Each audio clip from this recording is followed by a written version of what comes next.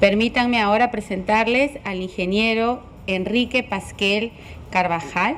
Él es ingeniero civil de la Pontificia Universidad Católica del Perú, con especialización en investigación experimental en concreto en la Universidad Tecnológica de Delft en Holanda. Ex jefe del Laboratorio de Ensayo de Materiales de la Universidad Católica, ex jefe del Laboratorio de Estructuras Antisísmicas de la Universidad Católica, profesor en la especialidad de Tecnología del Concreto de la Pontificia Universidad Católica y de la Universidad Peruana de Ciencias Aplicadas.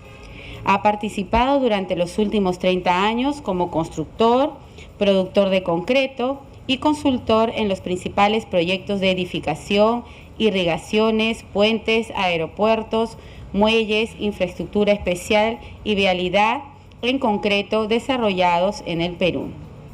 Es director ejecutivo de Pasquel Consultores, especialistas en concreto, gerente general de Control Mix Express, SAC, ensayos en concreto, conferencista nacional e internacional y autor de libros y publicaciones sobre temas de su especialidad. Con ustedes, el ingeniero Enrique Pasquel, con el tema Mitos y realidades del concreto elaborado con mezcladora en obra. Lo escuchamos, ingeniero. Gracias. Muy buenas tardes.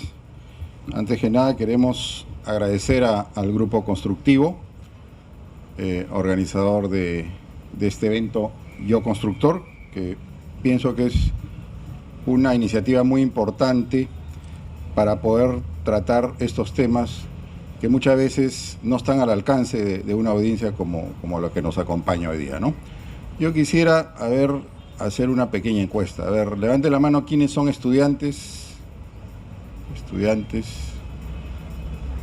maestros, muy bien, ingenieros, profesionales, está bien. Más o menos están balanceados, Es importante que estén representados todos los sectores que intervienen pues en lo que es el concreto elaborado con mezclador en obra, que vamos a ver que es muy importante en nuestro país por la gran cantidad de concreto que se hace con esta alternativa. Vamos a una pequeña introducción para entender algunas razones de por qué las cosas son como son, por qué hacemos tanto concreto con mezcladora, por qué tiene estos problemas. Y vamos a empezar preguntándonos cuál es el material de construcción preferido en el Perú. Esto ya se ha determinado hace mucho tiempo. El último censo de vivienda y construcción que se hizo en el país, totalmente procesado, indicaba lo siguiente, que es fácil de percibir. En este mapa del Perú, el tamaño de este círculo significa la cantidad de población. Entonces, por ejemplo, aquí vemos que en la zona de Lima hay un círculo muy grande, ahí se concentra la mayor cantidad de población del país, ¿no? Y después tenemos círculos rojos grandes, norte más, aquí el sur menos, cuando vamos hacia la zona de sierra menos y en la selva menos, ¿no? ¿Esto qué cosa nos dice? La mayor cantidad de concentración de la población en nuestro país está en la zona de la costa y principalmente en la zona norte. Después comienza a disminuir hacia la sierra y después en la zona de la selva. Y ese censo también hizo una clasificación de qué es lo que le gusta usar al peruano para construir su vivienda. Entonces, lo que ven acá en color celeste o azul significa concreto, ladrillo, albañilería, ¿no? Lo que ven aquí con este colorcito medio marroncito ya comienza a ser adobe, ¿no? Sierra, y finalmente eso de acá es madera, ¿no? Y acá hay una mezcla. Entonces, si nosotros comparamos ambos cuadros, ¿qué podemos decir? Que la mayor cantidad de la población de nuestro país está orientada a usar albañilería y concreto. Esa es la realidad de lo que se llama la idiosincrasia. ¿Qué significa eso? Cómo nos gusta hacer las cosas a los peruanos. La idiosincrasia peruana es cómo le gusta al peruano hacer las cosas. Y en el tema de la vivienda, el peruano le gusta concreto, albañilería, ¿no? ¿Por qué? Porque eso encierra el concepto de lo que se llama el material noble. ¿Qué es un material noble? Un material que dure la vida que voy a tener yo, mis hijos, mis nietos y si puedo mis tataranietos. Esa es nuestra manera de pensar y nos gustan las construcciones que duren esto. Y lo que más se acerca a este concepto es el ladrillo, el concreto, ¿no? La persona que tiene pocos medios económicos empieza con su terrenito, empieza en estera, pero no pasa del estera a la madera, o del estera al drywall, o del estera a algo intermedio, ¿no? Hace su piso de concreto, va juntando su platita, sus cimientos, sus columnas, finalmente el techo, y esa es la secuencia porque eso es lo que nos gusta, ese es el tipo de material que usamos. Y además, porque este material supone pues calidad, seguridad, comodidad, ¿no? Estatus, es decir, sentir que estamos progresando, ¿no? Que podemos demostrar que estamos avanzando económicamente, y eso está bien, y esa es la idiosincrasia nuestra. En otros países, para tener una idea, por ejemplo, en los países desarrollados, la gente no construye para vivir 30 años en la vivienda. El concepto de la vivienda es muy volátil. La gente cambia mucho de sitio, ¿no? Se va donde hay trabajo. En Estados Unidos la gente no vive en una vivienda más de 3 o 4 años, entonces la vivienda que son madera, se usa mucho la madera, el drywall, la cosa que es temporal, ¿no? Esa es otra mentalidad. Allá no es el concreto, no es el ladrillo lo que más se usa, ¿no? Para tener una idea, pero en Latinoamérica y en el Perú en general, así es como nos gusta, y de ese punto de vista también se adapta a nuestras necesidades, ¿no? Pero vemos pues que nos gusta el concreto, y vamos a analizar un poquito este material, ¿no? Para ver qué tan importante es el concreto en el mundo y en el Perú, porque a veces no tenemos la idea de lo que significa esto. Y primero, en el mundo, después del agua, el concreto es lo que más se usa, ¿ya?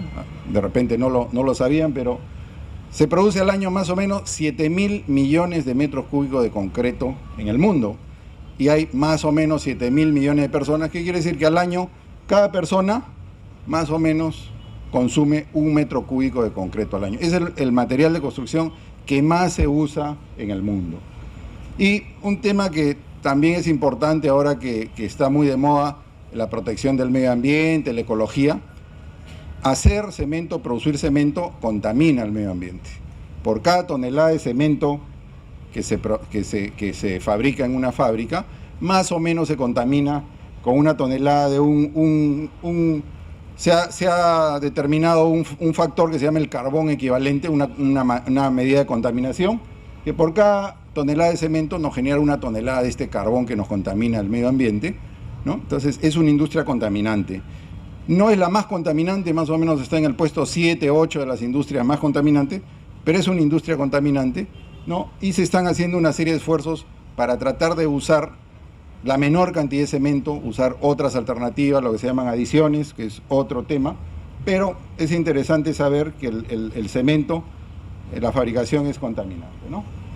Y lo que se usa de cemento, ¿no? Lo que se produce y lo que se consume es indicador de cómo van los países. Si ustedes revisan los periódicos, todos los meses, en algún momento sale la noticia de cuánto se produjo de cemento en el país, si subió en relación al periodo del año pasado, porque cuando se produce y se consume mucho cemento, hay mucha bonanza. Cuando se produce y se consume poco cemento, no hay mucha bonanza, no hay mucha construcción, y la construcción es un indicador de esto, ¿no? Aquí vemos cómo ha estado creciendo el mercado del cemento en los últimos años. Acá estamos del año 2001, fíjense cómo ha ido creciendo, esto es hasta el año 2011, ¿no? En el año 2011 se produjeron 8 millones de toneladas, el año pasado 10 millones de toneladas, ¿no? Y este año se va a superar. Entonces, esto es indicador de cómo está desarrollándose el país, cómo se ha venido desarrollando en relación al cemento y la construcción. Pero, ¿quién usa el cemento? ¿Cómo se distribuye este uso del cemento y del concreto? Este es un cuadro muy interesante que probablemente muchos de ustedes no los conocen. Entonces vemos, por ejemplo, lo que está en amarillo, ¿no? Que es un 3%, esto nos da una idea, es como una torta que la repartimos en algunos pedazos. Este pedazo chiquito que representa un 3% son los contratistas formales. ¿Quiénes son los contratistas formales? Son ingenieros, son gente que se ha capacitado, utiliza mezcladora, ¿no? Pero tiene una formación técnica profesional y hace su concreto con mezcladora. Un 15% es el concreto premezclado, solamente el 15% es el premezclado. Uno camina por la calle y ve los camiones de Unicon, de FIR, de Mixercon, ve un montón de camiones, pero eso no es mucho, eso es solamente el 15% del cemento que se produce. La penetración del premezclado es mínima, porque el premezclado solo atiende al mercado formal. Un 4% de esta torta son las minas. Las minas usan mucho cemento. ¿Por qué? Porque en la mina tiene que haber escuela, tiene que haber hospital, tiene que haber vivienda, construyen mucho en las minas, además que tienen que hacer la instalación misma de la mina. Entonces, las minas permanentemente consumen mucho cemento. Fíjense que consumen más cemento que los contratistas formales. Las minas, y cuanto hay más actividad minera, como ha sido lo que ocurre en los últimos años, más consumen cemento las minas. Un consumo importante que muchas veces se pierde de vista es lo que se utiliza en albañilería y acabados. ¿Qué es eso? Lo que yo utilizo para hacer mi mortero para sentar ladrillo, lo que utilizo para tarrajear, el cemento que utilizo para sentar mi cerámico, la mayólica. Eso es un montón, es más que el premezclado todavía. El premezclado es 15%, esto es 19%. Y los maestros, los constructores, saben que más o menos pueden saber lo que van a gastar en producir concreto, el cemento que necesitan, pero cuando empiezan en acabados nunca saben lo que van a consumir. Esa es la parte donde nadie sabe lo que va a consumir, porque varían los espesores de la junta, el techo nos salió medio desnivelado, entra más material para ponerle el piso. Esa parte de los acabados, por eso es tan fuerte. Es un montón lo que se gasta en cemento de acabados. Y un 59% es el concreto informal, que es concreto en los conos.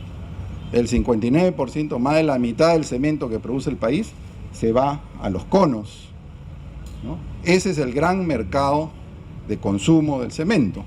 Eso es lo que le da de comer a las cementeras, ¿no? El principal cliente de las cementeras son los conos, no es Unicon, ellos no son los principales clientes, que compran un montón proporcionalmente, pero el principal cliente es el mercado de conos. Para aclarar un poquito más esto, vamos a quitar de este gráfico este cemento, que no entra concreto, esto es para ladrillo, para tarrajeo, y vamos a sacar a las minas también. Las minas es otro negocio. Y nos vamos a quedar con los contratistas formales, el premezclado, y cambia un poquito el tamaño de la torta, ¿no? Y quitando esos actores, 4% son los contratistas formales, las empresas, como digo, donde hay un ingeniero, un arquitecto, un maestro que tiene formación técnica y hacen concreto en obra, el premezclado, que sube a un 19% de penetración, y el 77% del cemento para hacer concreto en los conos. Entonces, los conos consumen casi el 80% del cemento que producen las cementeras a nivel nacional. Ahí está lo fuerte del mercado. La gran cantidad de concreto que se hace en el país se hace en el cono. El cliente principal es el maestro del cono, el habitante del cono. Y si lo comparamos formal e informal, el formal es 23%, el informal es 77%. Entonces, cuando en la charla anterior Adolfo Gálvez hablaba de la gravedad de este tema, de la construcción informal, ¿no? Los problemas potenciales, ¿por qué es tan grave? Esto es el 77% de lo que se hace en nuestro país, ¿no? Lo que vemos, estos edificios, centros comerciales, eso está acá. Nos parece mucho, ¿no? Pero para que tengan una idea, hace unos 10 años se hizo un estudio del concreto que se hace en los conos. Más o menos en los conos a nivel de Lima, habían alrededor de 5.000 depósitos de construcción. Y cada depósito de construcción trabajaba más o menos con 10 a 15 maestros. Los maestros acostumbran a tener una cierta área donde laboran, ¿no? Entonces, esa es la realidad. Y este mercado del concreto informal se rige por sus propias reglas, ¿no? Consume un montón de cemento, pero vamos a ver que tiene sus propias reglas, tiene su propia manera de manejarse y es el mercado más fuerte. Vamos.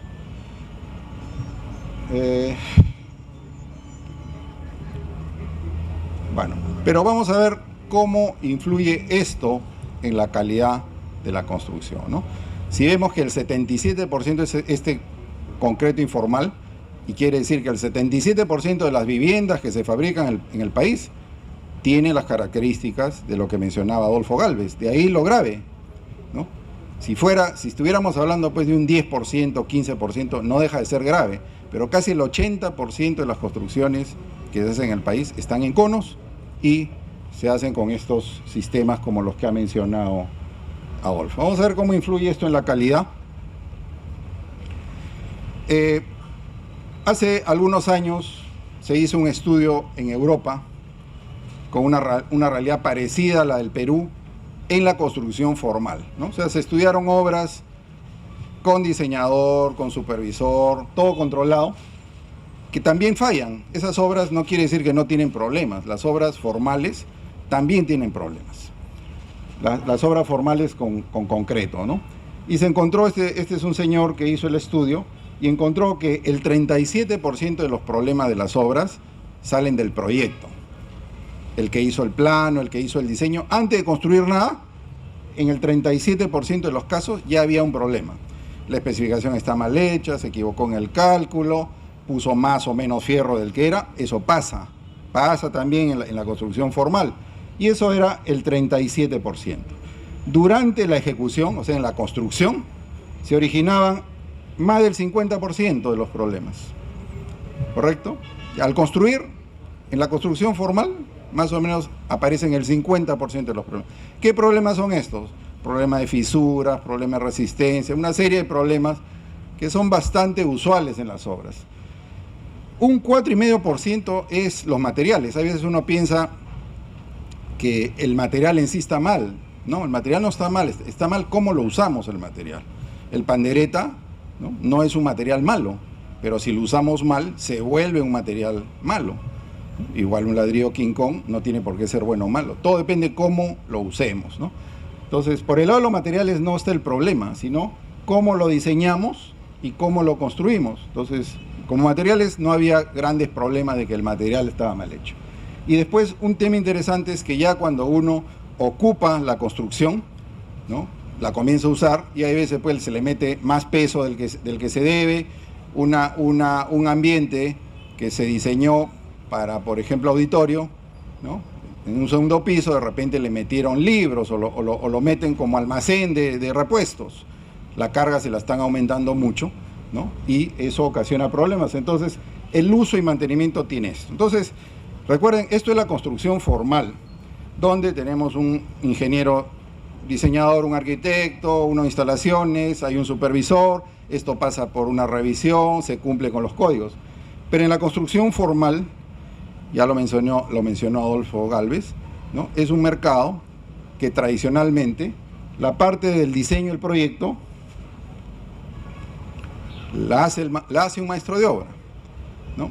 Está habiendo hay una corriente de algunos estudiantes o profesionales de los conos que hacen algunos proyectos, tienen cierta formación técnica, pero rara vez estos profesionales, por ejemplo, firman estos planos, ¿no? Tienen formación profesional, pero no firman estos planos, ni pasan por un municipio, no rehuyen ese tipo de control. Entonces, el maestro de obra se responsabiliza de esta parte.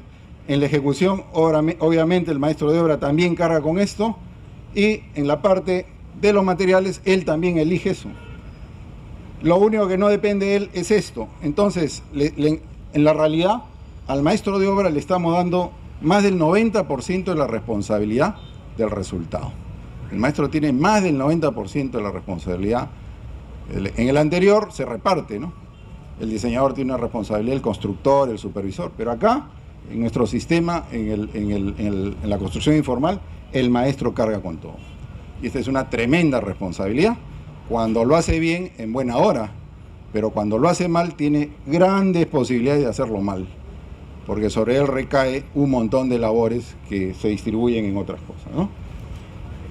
Entonces, esto no pasa normalmente por un proyecto que se revisa o que tiene no pasa por eso, y eso atenta contra la calidad. Pues al final hay muy buenos maestros de obra como hay no tan buenos maestros de obra. Si tenemos la suerte que nos tocó un maestro de obra experiencia más o menos bueno, probablemente nos haga una construcción suficientemente resistente. Pero si no, con seguridad que la ley de probabilidades, porque es el 80% de la construcción, el maestro carga con el 90% de los problemas, lo más probable es que haya problemas de calidad y sean muy sensibles sobre todo al tema de los sismos, y lo ha demostrado el ingeniero Adolfo Gálvez en su presentación. Pero vamos a mostrar algo que ustedes lo conocen, pero yo quiero volverlo a mostrar para resaltar algunas cosas, ¿no? ¿Cómo se produce y cómo se controla el concreto informal a pie de obra? Y yo no he tenido que ir a filmar nada las obras, pese a que después vamos a ver un estudio que hicimos en 40 obras en conos, pero no, me metí a YouTube, todos, sobre todo los jóvenes saben lo que es YouTube, ¿no? Y en YouTube busquen vaciado de techo, vaciado de concreto en el Perú, y van a ver la cantidad de videos que el poblador del cono cuelga, porque todos saben que el vaciado de un techo en el cono es todo un acontecimiento, ¿no es cierto? Es la culminación de una expectativa, se han juntado su platita, se hicieron los muros de la columna, y es todo un acontecimiento, y es un motivo de orgullo y satisfacción del dueño, ¿no? Entonces el dueño lo filma por eso, pero así como filma eso para tener su recuerdo, vamos a ver que también nos filma y podemos ver la deficiencia, los problemas que viene de acá, ¿no? Entonces vamos a ver si nos puede pasar el video, por favor.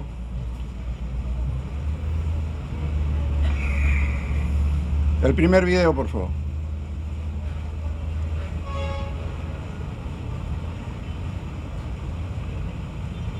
Esto lo vimos en varios vaciados. Primero un vaciado en Vitarte.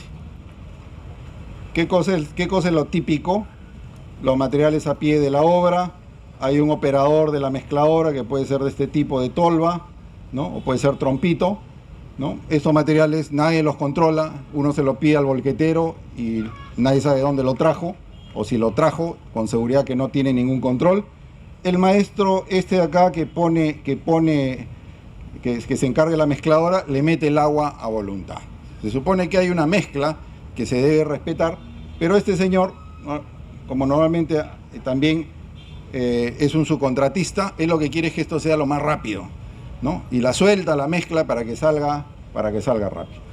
Otro vaciado diferente, trompito, y aquí vamos a poder apreciar, no se ve en el anterior, pero vamos a ver cómo luce este concreto. Ahora que lo van a voltear, vamos a ver cómo luce en cuanto a si es suelto o es seco. Y esto es lo que ocurre en todos estos vaciados de techo, ¿no? La piedra igual en el piso, se hace en volumen. Al principio la gente está fresca y los baldes los llena completo, después lo comienza a llenar a medias. Entonces lo que se llama la proporción de la mezcla va cambiando. Fíjese ahora cómo cae. Tiene que ser bastante suelto para que el hombre lo pueda llenar el balde y lo pueda vaciar. Y miren acá cómo cae el agüita, ¿no es cierto? Es una agüita. Lo saben los que construyen en este tipo de... Es un concreto sumamente suelto. ¿Y por qué tiene que ser así suelto? Vamos a ver que cuando esto se vacía en el techo, ¿con qué se acomoda? Un palo de escoba, un fierrito, no hay vibrador. Entonces el concreto tiene que poder acomodarse solo, ¿no? Entonces así es como se produce.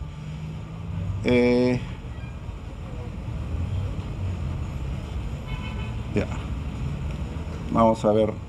Entonces, así es como se produce, ¿no? Los agregados en la pista, no hay ningún control de estos agregados.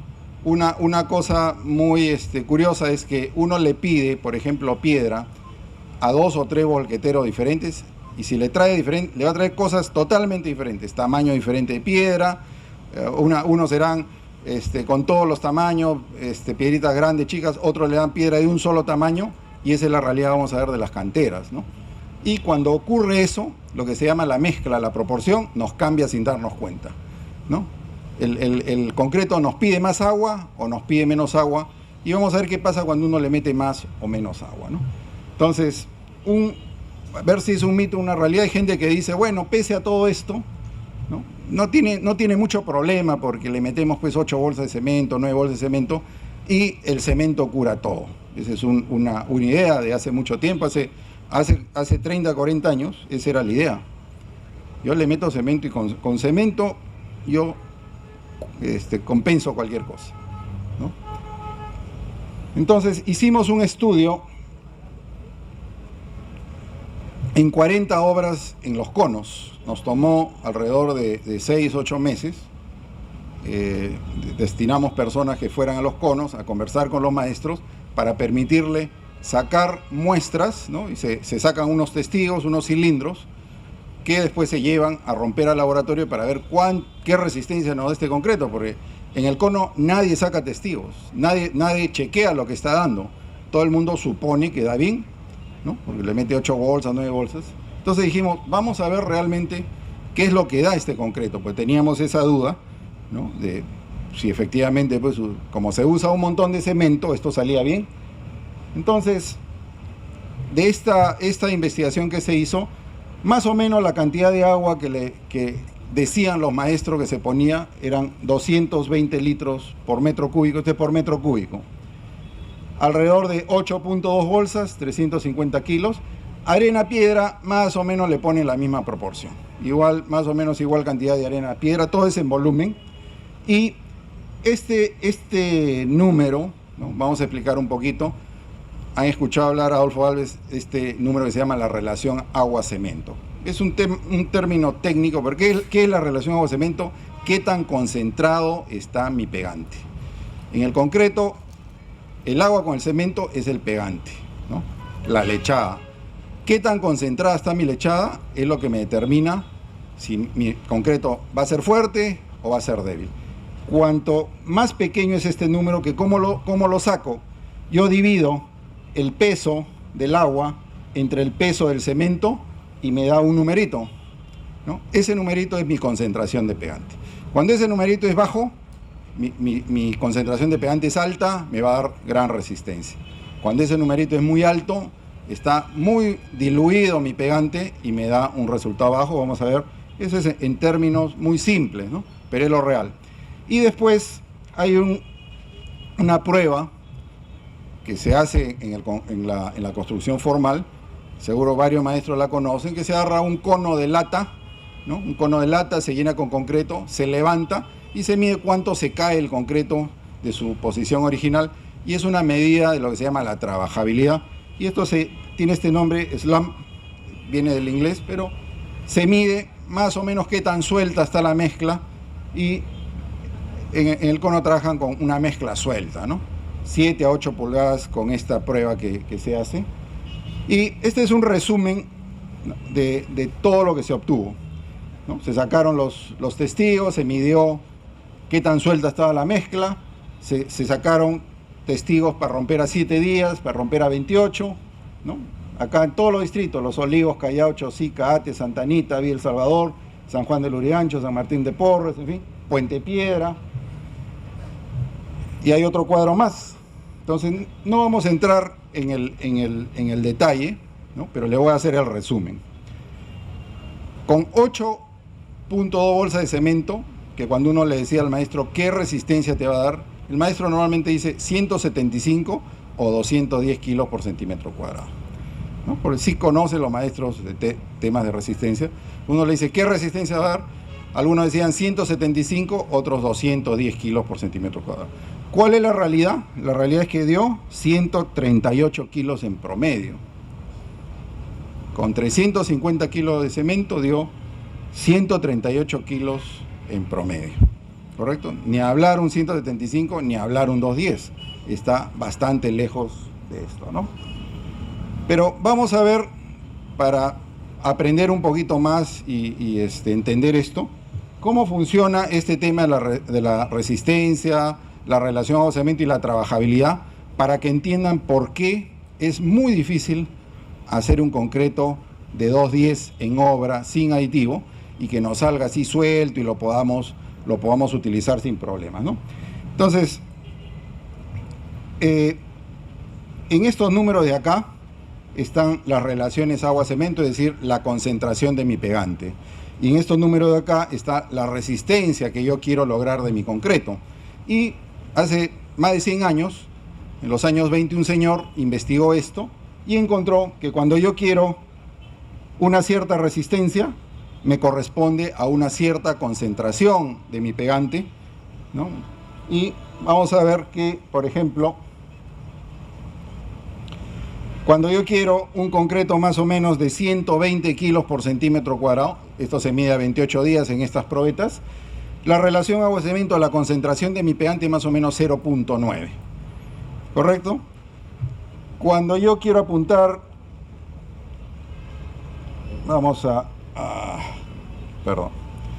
cuando yo quiero apuntar a una resistencia de 200 kilos por centímetro cuadrado, mi relación agua-cemento es más o menos 0.7.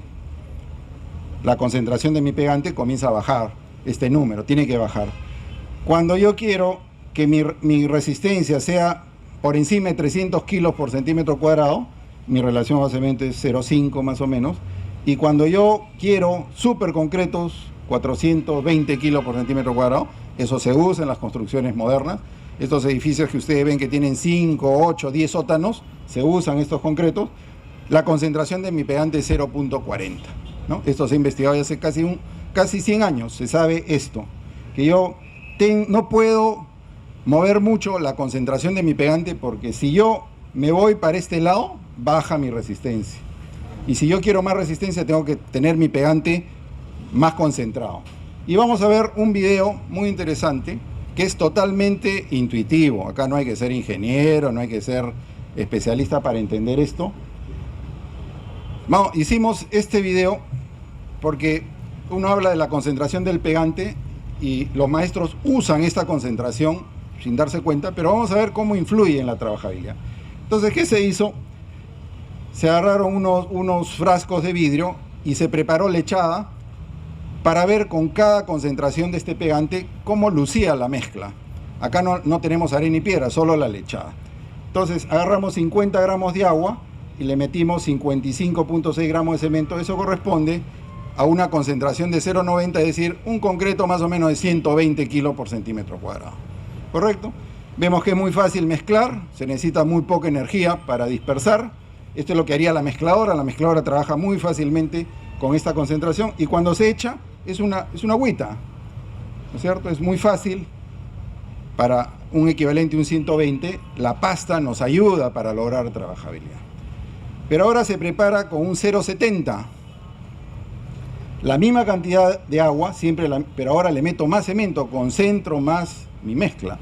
Esto equivale a 200 kilos por centímetro cuadrado. ¿Correcto? Entonces vamos a ver que no es muy difícil hacer la mezcla.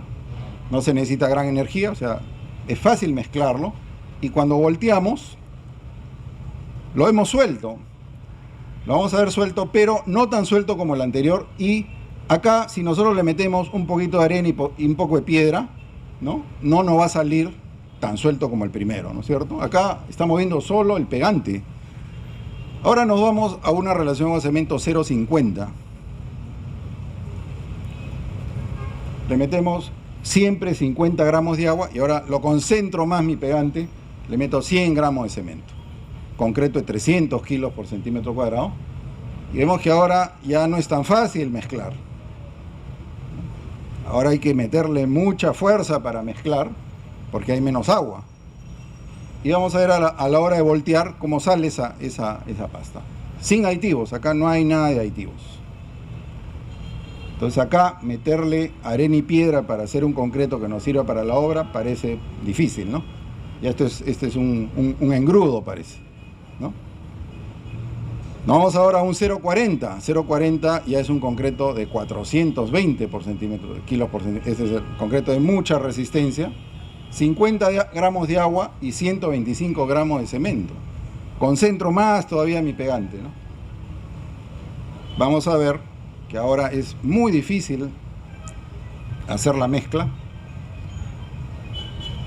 Se necesita mucha energía. Si nosotros esto lo hiciéramos en mezcladora, se necesita un montón. Y vemos que es bien difícil hacer esta mezcla. Y ahora que la vamos a voltear, van a ver lo que pasa. Hay tan poca agua que se necesita energía para sacarlo, ni siquiera cae.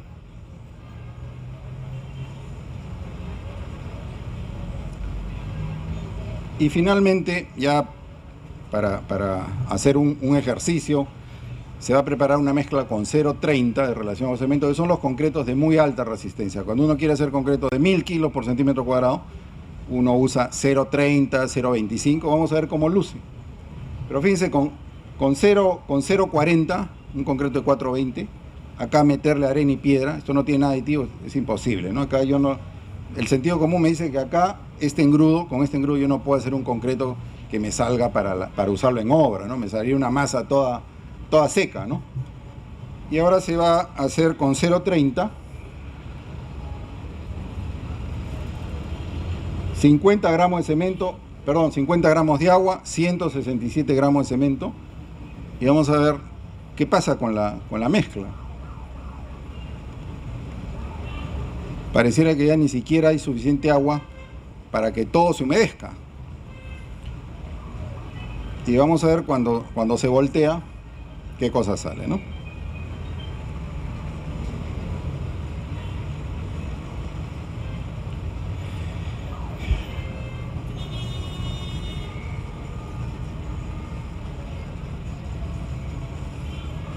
Eso es lo que sale. Acá pues, si esto es solo el pegante, ¿cómo le metemos acá arena y piedra, ¿no? Esto es sin nada de aditivo. Y vamos a ver, vamos a hacer un ejercicio. Ahorita la persona que está ahí va a agarrar un aditivo que se llama aditivo super plastificante. Va a agarrar una de estas mezclas muy secas, le va a echar un poquito de aditivo, lo va a mezclar un poquito y vamos a ver qué sale.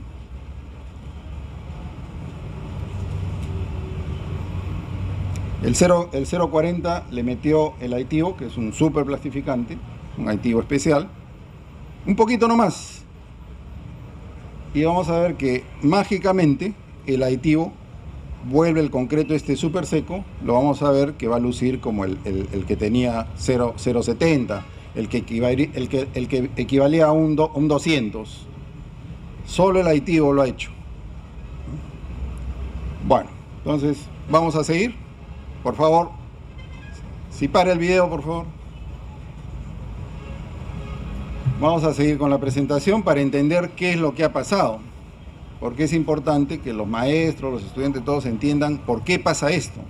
¿Qué cosa nos está diciendo el video? El video nos está diciendo algo que nadie nos había dicho, que cuanto yo quiero más resistencia, se castiga la trabajabilidad. Más resistencia quiero yo, mi concreto sale más seco, sin aditivo. Cuanto más resistencia, tiene que ser más seco. Cuanto menos resistencia, puede ser más suelto. ¿Y por qué pasa eso?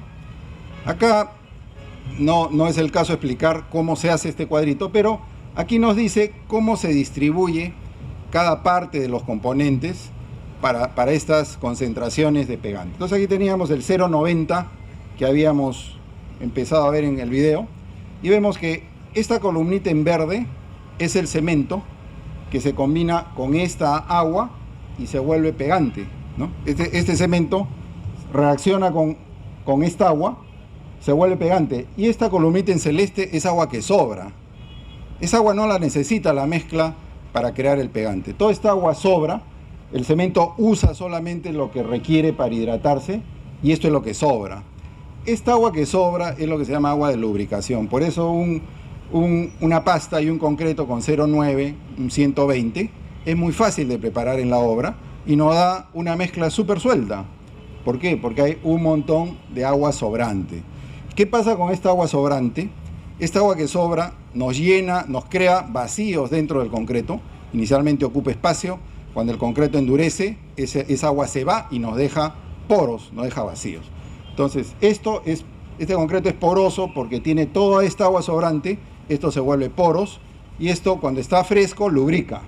Nos vamos al 0,70 que estaba por acá, ¿no? Más o menos un concreto de 200, y vemos que sí tiene agua sobrante, puede lubricar, pero fíjense, no tanto como este, ¿no? Ya no hay tanta agua para lubricar. Sin aditivo no hay tanta agua para lubricar. Y cuando nos fuimos a un 0,50, ¿por qué salía tan difícil? Ya había problemas, porque casi no queda... casi no queda agua de lubricación, queda muy poquita agua de lubricación. Y cuando estamos en un 0,40, se acabó el agua de lubricación. Oh sorpresa, comienza a aparecer esta columnita en verde que es cemento que nunca va a reaccionar. Hay tan poca agua que solo se puede reaccionar este cemento de acá y este no, ese queda ahí, es como que le hubiéramos metido una arena muy fina, le hemos metido cemento por gusto.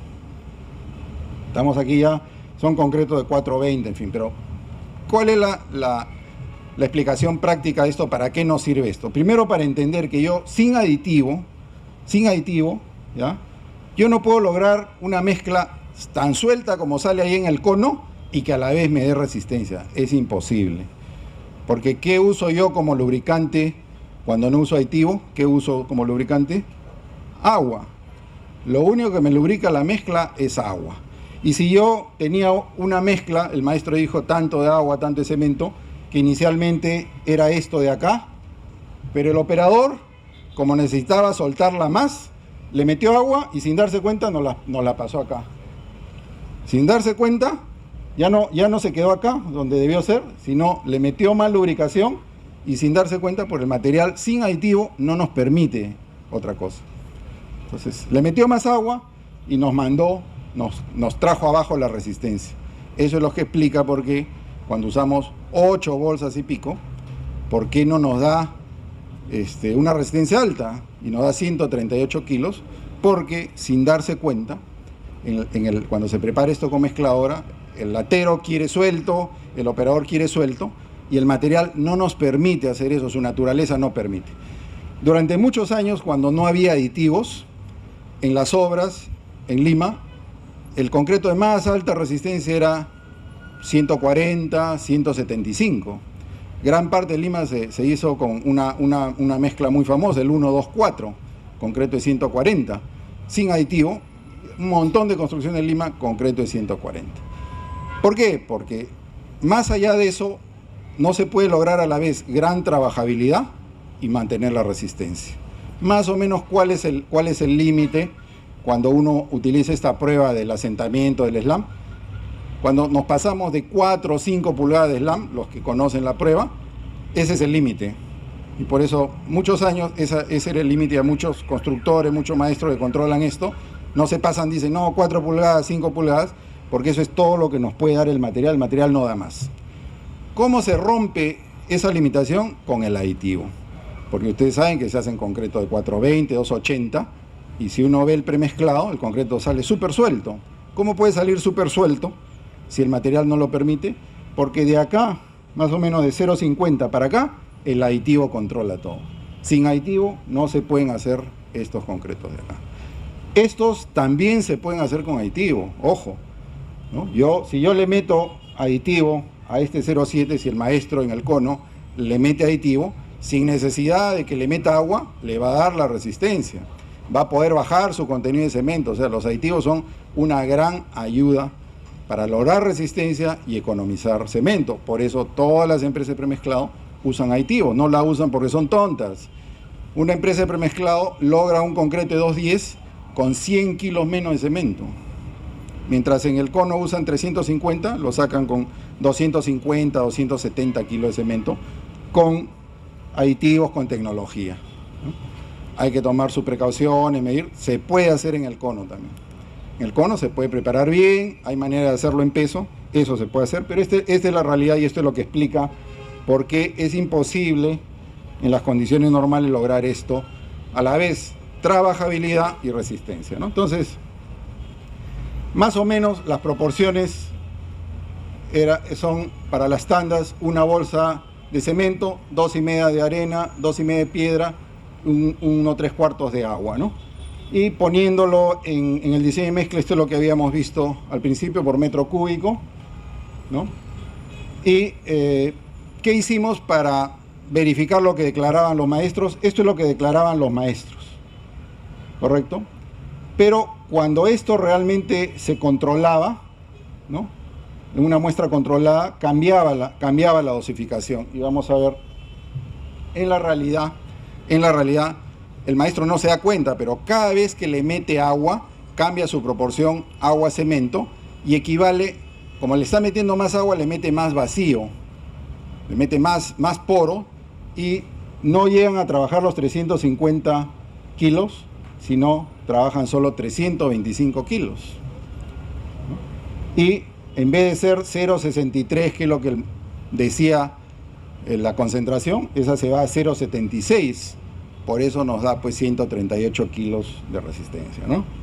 Entonces, hicimos esta experiencia y se comprobó que el fenómeno es ese. Por ganar trabajabilidad, nos vamos castigando resistencia, ¿no? Bueno, esta es una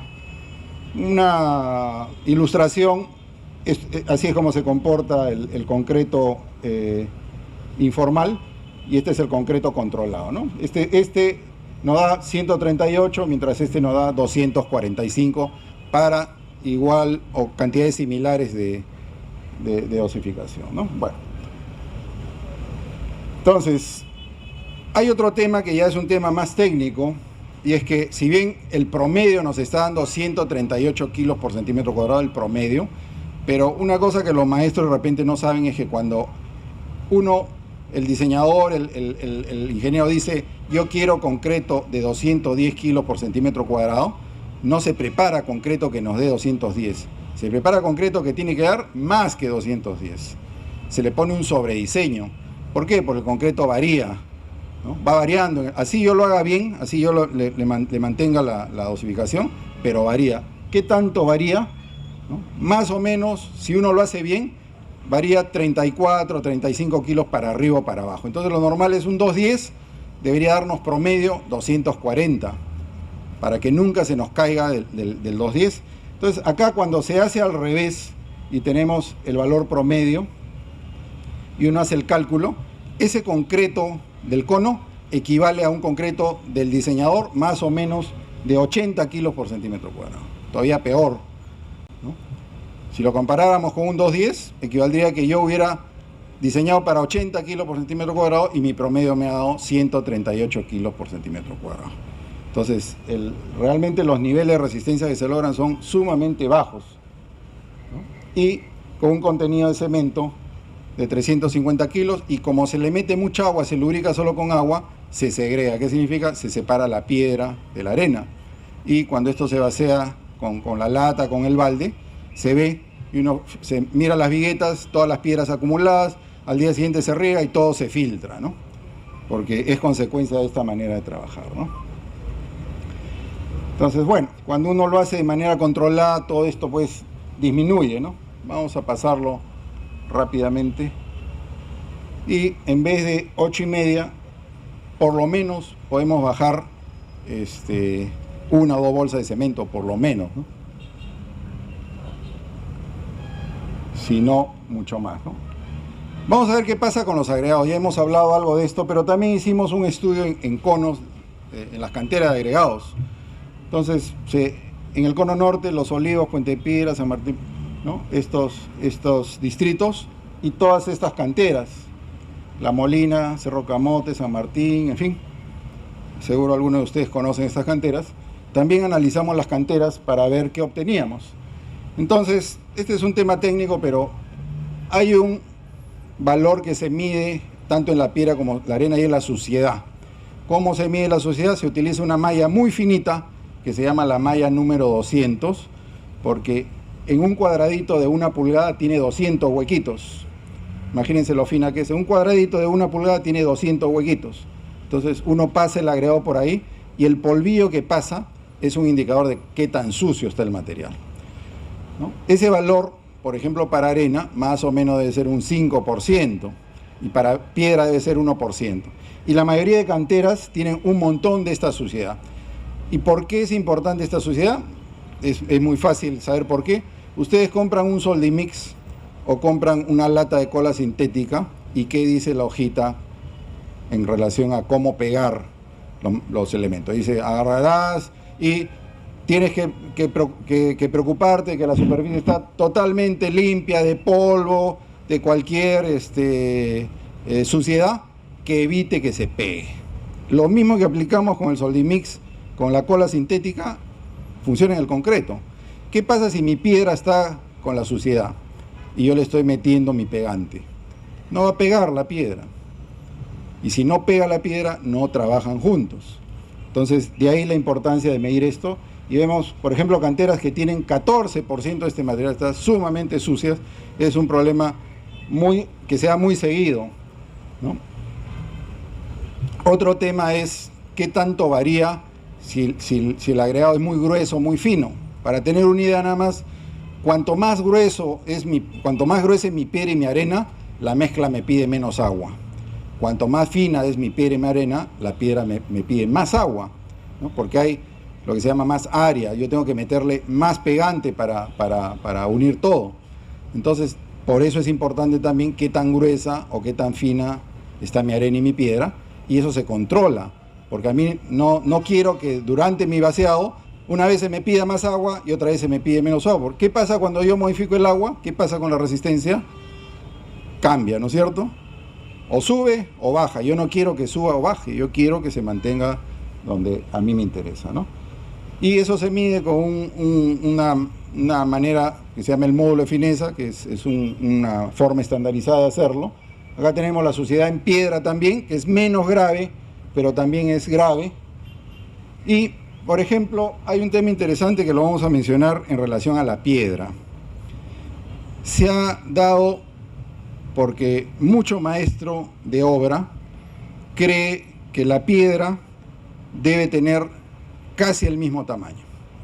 O sea, una piedra, para que funcione bien el concreto, debe tener partículas grandes, intermedias y pequeñas.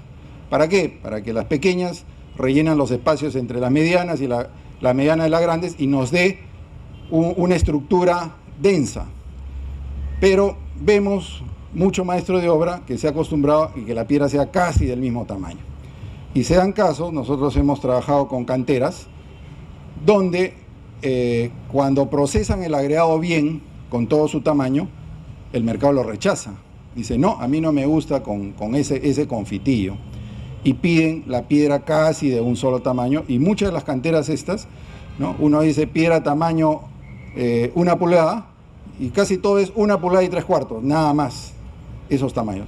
Entonces hay que pensar qué pasa cuando yo no tengo la piedra chica para rellenar el espacio. ¿Con qué lo llenamos?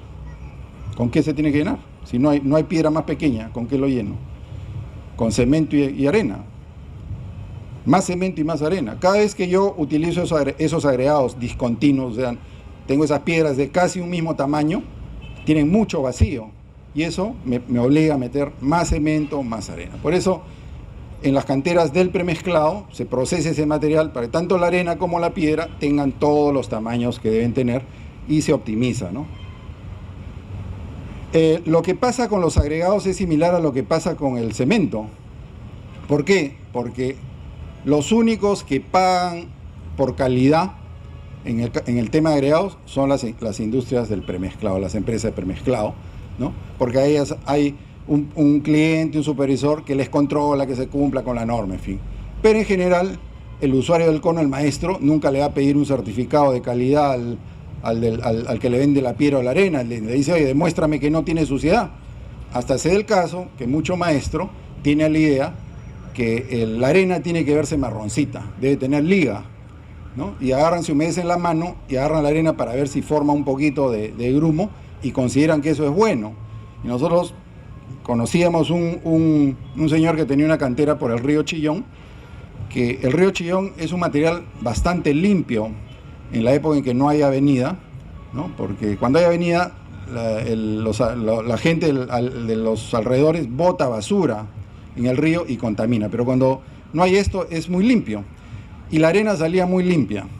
Venían los maestros y no se la compraban porque le decía, le falta el colorcito. Y este señor agarraba tierra, tenía un cerro ahí y la mezclaba y ahí sí se la compraban los maestros del cono. Esas son una de las cosas raras, ¿no? que se dan en el mercado. Entonces la arena tiene que ser limpia. Cada vez que la ensuciamos nos va a pegar menos nuestro pegante y nos va a dar menos resistencia. Entonces acá se da lo mismo, más o menos el 19% que es el premezclado es el que paga, o ellos procesan sus agregados o pagan a canteras, pero el resto no. Y ustedes cuando le piden un volquetero le puede traer cualquier cosa, no hay tamaño máximo, le está trayendo cualquier cosa. Entonces, bueno, esto ya lo hemos mencionado, vamos a avanzar para no pasarnos. Y, bueno, el concreto en obra, pues, desgraciadamente no respeta ni código ni estándares y es más caro, utiliza muchísimo más cemento innecesariamente, ¿no? La reflexión final es que esto es una realidad, esto no podemos decir, aquí hay culpables, hay que perseguir, ese no es el objeto ni es la manera de solucionar este problema.